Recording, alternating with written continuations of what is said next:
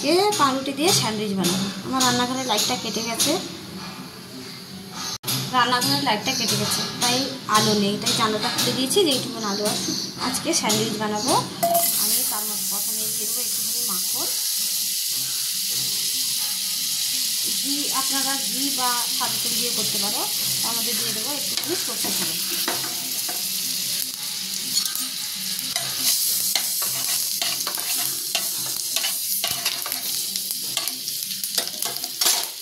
তার মধ্যে দিয়ে দেবো খানিকটা কারি পাতা।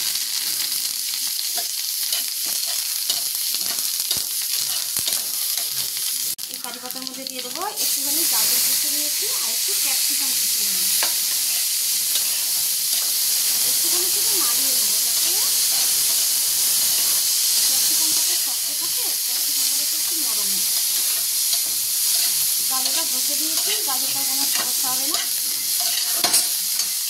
ক্যাপসিকামটা একটু শক্ত থাকে। কোনো কিছুতে কিন্তু নুন দিলাম না, নুন ছাড়াই করলাম। সামান্য একটু নাড়িয়ে নেবো, দিয়ে বন্ধ করে দেবো। এখানটায় আমি টমেটো, পেঁয়াজ আর কাঁচা লঙ্কা নুন দিয়ে চটকে নিয়েছি, আর এর মধ্যে দিয়েছি আমি 4টে ডিম। আর এর মধ্যে দিয়ে দেবো 250 গ্রাম টক দই,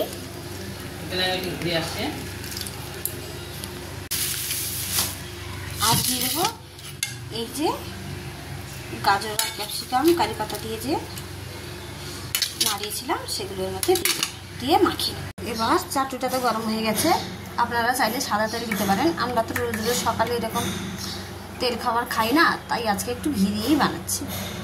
এর মধ্যে দিয়ে দেবো সামান্য একটু ঘি।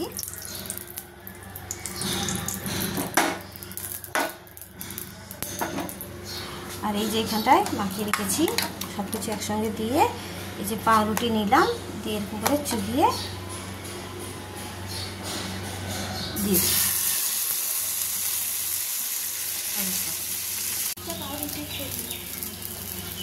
এবার উঠে নেবো।